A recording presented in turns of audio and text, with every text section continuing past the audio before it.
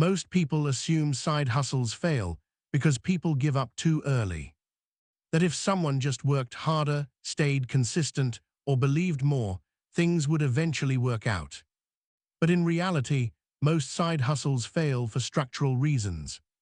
Not because people are lazy. That belief is popular because it feels motivating. It puts responsibility entirely on the individual.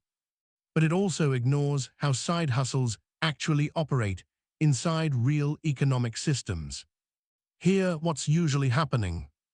Most side hustles exist in crowded markets. They're often built on platforms that already have millions of participants, all competing for the same limited attention. When someone starts a side hustle, they're rarely entering an empty space. They're entering a system where the rules, incentives, and visibility are already set. And those systems tend to reward scale, timing, or distribution, not effort alone. Another constraint is time.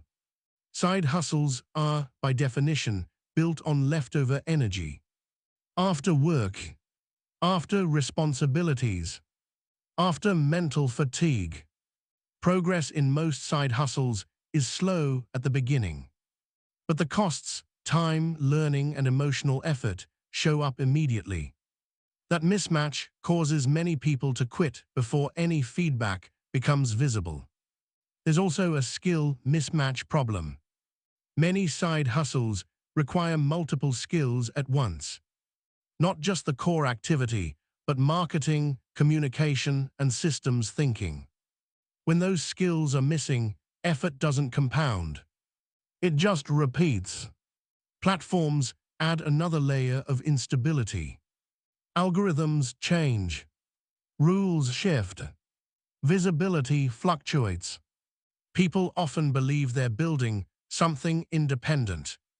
But in practice, they're dependent on systems they don't control. That doesn't make side hustles impossible. But it does make them fragile. If you look across many failed side hustles, a pattern appears. They usually fail not because the idea was bad, but because the conditions weren't right.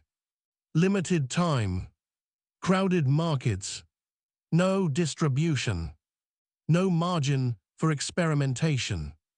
Effort alone can't overcome those constraints.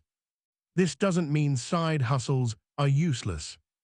It means they work best under specific conditions. When the expectations match the structure, when timelines are realistic, when skills are allowed to compound slowly, and when people understand the trade-offs involved. Side hustles promise flexibility and upside, but they also come with uncertainty and delayed rewards. Understanding that trade-off doesn't guarantee success, but it does prevent unnecessary self-blame. Romedia explores how money, work, and technology actually interact. Not to discourage people, but to replace false expectations with clearer thinking.